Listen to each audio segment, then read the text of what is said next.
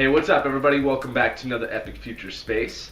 So, I'm about to show you guys something that is very, very, very long overdue, and that is the interview with Blaze Sanders, part 3. In the first two parts, we talked about who Blaze Sanders was and his company, Solar System Express.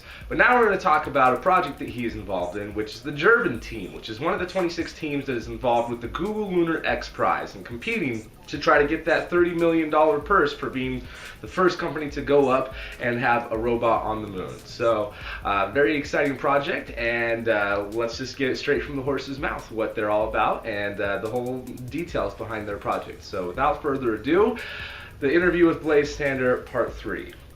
Okay, so tell me about Team Jurban. What's Team Jurban all about? That's pretty awesome. That's one of 26 teams racing to the moon for a $30 million prize purse. So we're a team here in Baltimore. There's 21 team members. We only have two old people on our team. Our leaders, Dr. Japhis Doswell and Alan Herbert, and they've been doing a great job leading the rest of us students.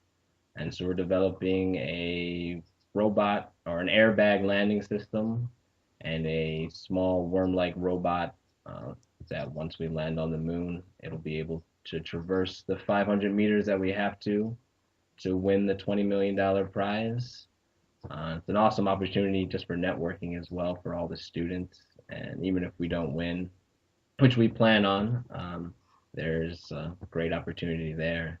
And so we went with our design because it's been done with NASA. We're not trying to do anything fancy with throttleable engines and navigation control once we get to the moon. We're just going to share a ride with the Rocket City Space Pioneers and Spaceflight Services.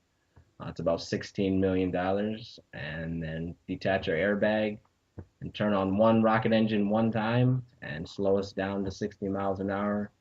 And we don't care where we land, it all gets us the $20 million.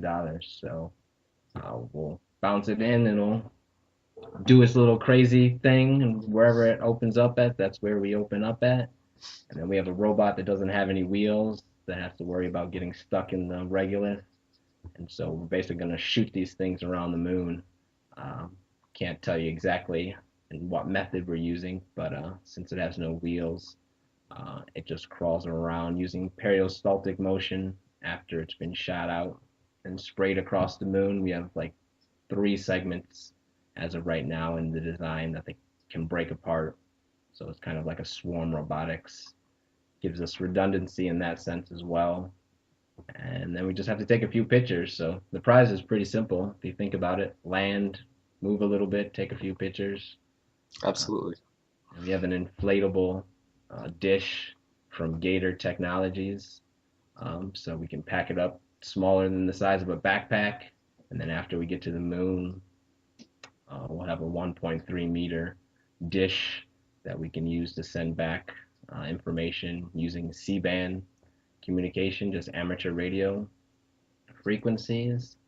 And then, yeah, that's it. So the biggest thing is technically it's been done or is possible. Raising the money has always been the hugest problem. And a lot of the teams, you'll hear them say that as well. So we've only raised $250,000 as of right now. And then we have about a $2 million investment deal pending in February. And so we think after that, after we prove what we have and that it works, we want to actually do a airbag drop test this summer. It'll be, I think, one of the first actual hardware tests live for the public to see. And if we can put a robot inside of that and drop it from 300 feet and it's able to walk out of there alive, I think that'll be a pretty valid test for a lot of the investors that we're talking to. So still have a few years. So what kind of stage of development are you in? Is it still just in the design phase, or do you actually have any hardware yet? So we have hardware for the robot. We're actually working with UAH, or the University of Alabama in Huntsville, with a robotic worm that they've been developing. And so that's through the prototype phase, and we're just working on replacing the materials so that it survives on the moon, basically.